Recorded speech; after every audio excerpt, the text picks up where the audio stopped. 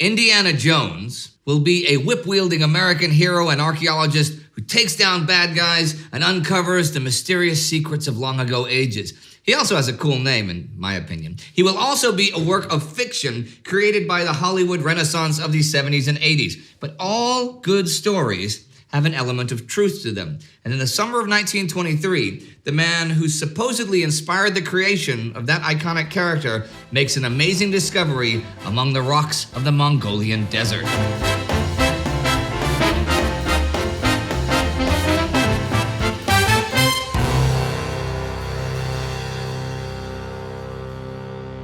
This is Between Two Wars Season 2, a chronological summary of the interwar years, where we cover the zeitgeist, the culture, the technology, the art, the sports, and much more in the era when, for better or for worse, humanity ushered in modern times. I'm Indy Neidell.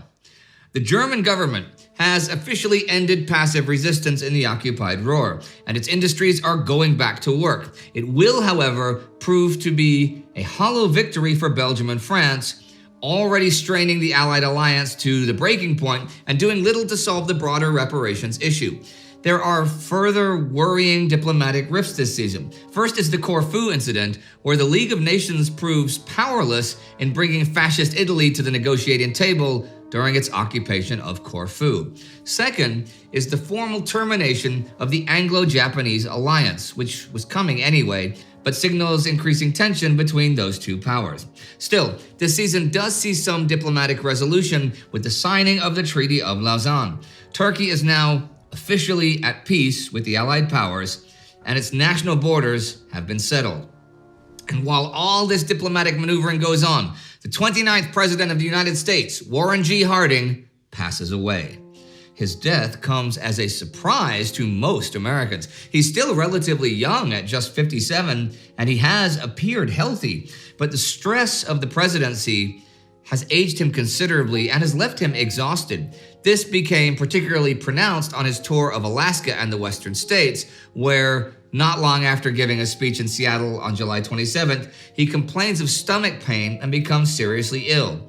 He seems to then improve for a couple days, but dies August 2nd at the Palace Hotel in San Francisco, most likely from cardiac arrest.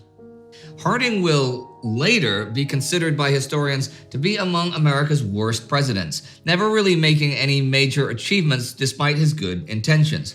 His administration has also been notoriously scandalous and corrupt. He presided over the biggest political scandal so far in American history, where a cabinet member accepted bribes from oil companies for exclusive drilling rights on federal land.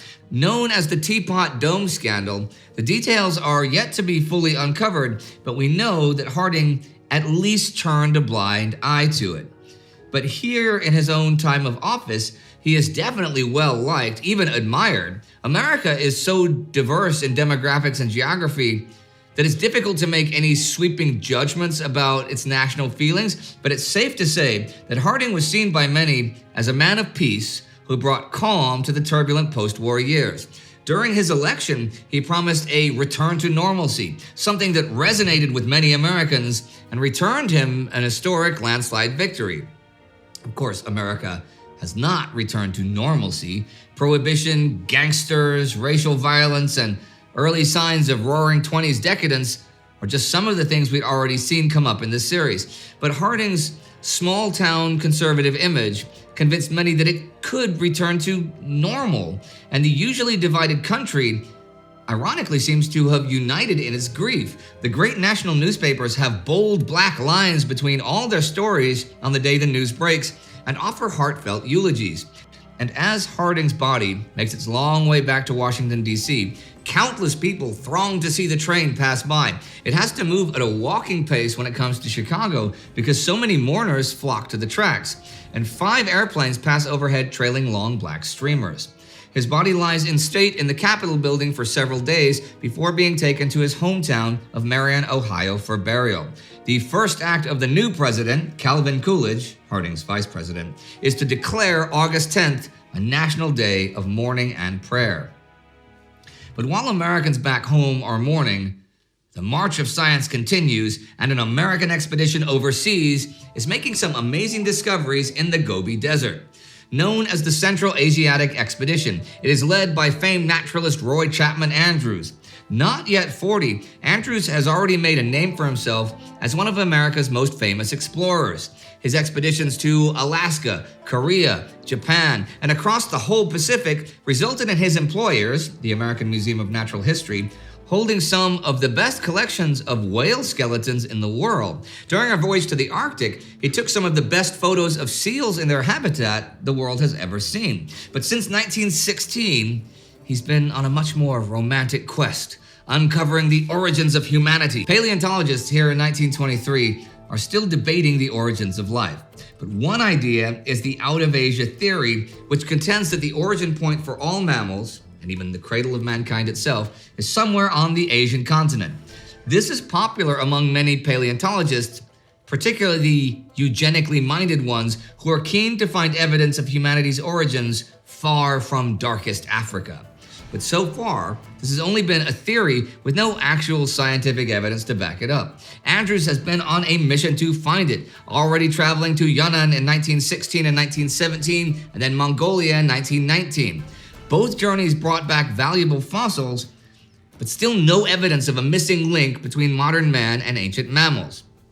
In 1921, Andrews set out on his third expedition to once again try to find this precious piece of scientific evidence. Andrews refers to the Gobi Desert as the Great Unknown, which is not quite true when you consider that the Mongol Empire had its capital there, that the arteries of the Silk Road snaked through there, and that even European explorers had crossed it, including Marco Polo.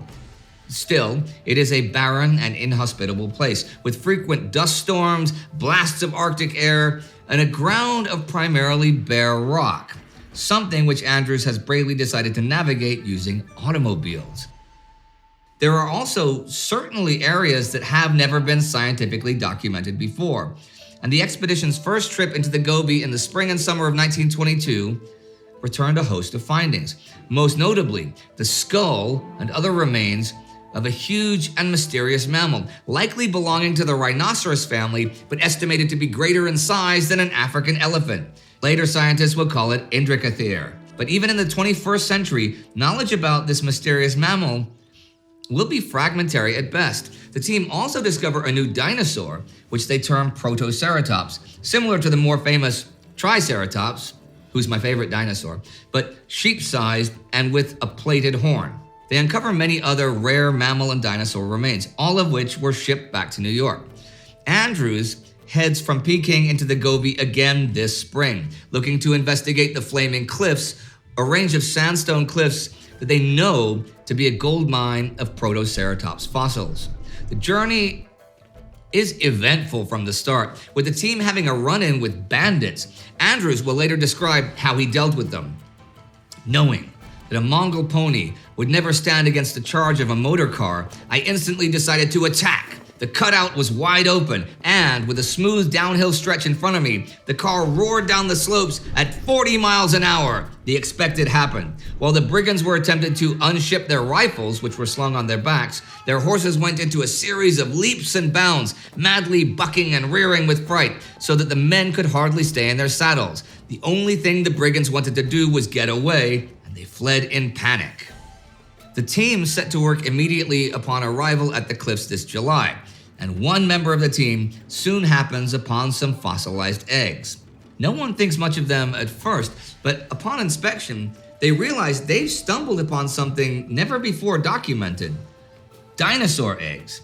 Inside two already broken eggs, the team can even see the fossilized remains of tiny Protoceratops embryos.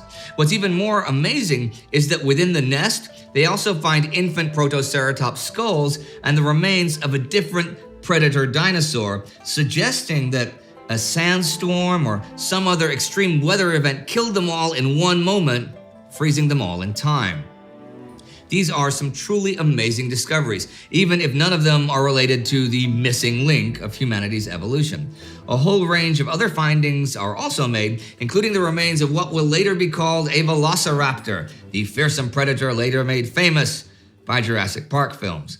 When the public learns of these discoveries, Andrews will become an American hero. His face will be on the front page of Time magazine, and the press will laud him as equal parts scientist and explorer as he embarks on a whirlwind lecture tour of the entire country.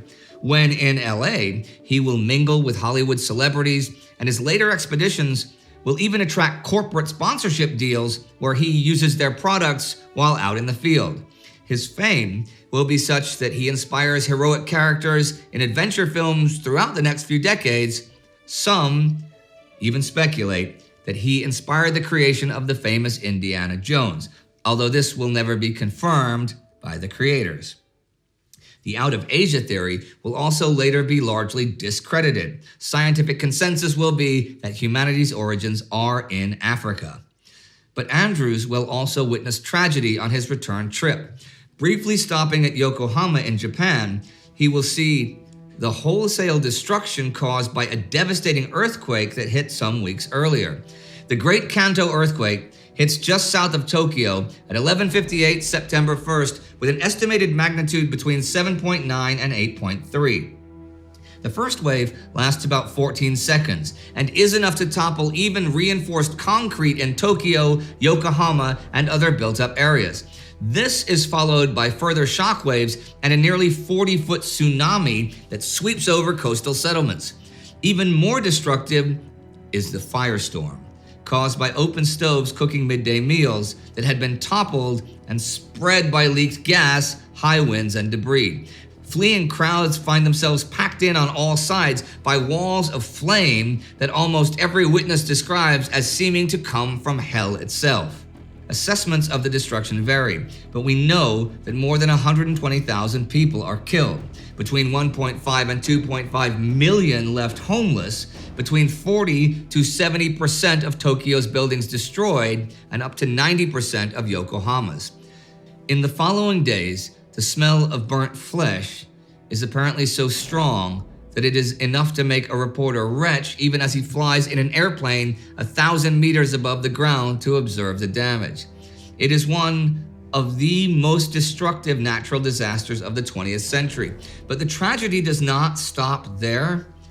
Among the streams of refugees, rumors spread that ethnic Koreans started the fires and poisoned the wells. Such rumors are fanned by the Home Ministry, who issue messages to police districts and local governments that Koreans have planned acts of terrorism and should be dealt with accordingly. In the lawlessness of the following days, at least 6,000 Koreans will be massacred by self-organized vigilante groups and rogue policemen.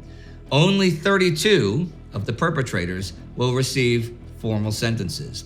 The massacre will be subject to denialism or even praise by many in the Japanese government and beyond well into the 2010s. I will end the summer on a slightly lighter note. The famous Hollywood sign has been dedicated. We don't actually know for sure when this happens, which is funny when you consider how iconic it will be one day, but it's a pretty safe guess to say it's around this summer. It's intended only to be a marketing gimmick to promote an upscale, segregated housing development called Hollywoodland. Will, however, soon become an iconic feature of the Hollywood landscape. And so ends the summer of 1923. Nothing in history is inevitable, but the early 1920s sometimes read like a prologue to the history-defining events that will sweep the later 20th century. From modern Hollywood blockbusters to massacres brought on by fear and tragedy, we've seen some of their roots planted this season. But we've also seen a nation mourning the loss of a leader who represented the chance to return to the safety of the past. It shows that in the world of 1923, there are still a whole range of dreams and possibilities for what the future might be. Little right now is certain. To learn more about the political context of Japan in this time, watch our Season 1 episode entitled Japan, the Bureaucratic War Machine. You can click on that right here. Remember that if you have had your eye on my tie, then you can go and find this one and many other ties at Indy's Tie Barn, where Indy, that's me, is auctioning off all these amazing neck pieces that I wear across all of our channels. Our Time Ghost Army member of the week is Robert Lindsay. When Andrews went on his expedition, he had the luxury of big money backers like J.P. Morgan and Rockefeller. We don't have that. We do have the Time Ghost Army. So be like Robert and join the Time Ghost Army at patreon.com or timeghost.tv. And as the genius known as Steve Martin noted, dinosaurs did not walk with humans. The evolutionary record says different. They gambled. When I think of Steve Martin, I think of the video for King Tut. It's a song, he did a song called King Tut in the mid-70s. I was like 9 years old. That was the second 45 single I ever bought. And if you look up Steve Martin King Tut on YouTube, you can find a video for it. It doesn't really stand the test of time, but it does remind me of being a child. And tell us in the comments what the second 45 you bought was. Maybe you're too young to have bought 45s. Just don't know what you're missing out on. Oh, gosh. What was the second you bought, Sparty? Fizz. What were they called? Bucks Fizz. Bucks Fizz. Oh, my gosh. Oh, wow. Yeah, that was a long time ago. Okay. Well, anyway, Gesundheit. No, seriously, that's cheers in Afrikaans. Did you know that, Anna? No, I didn't. It is Gesundheit.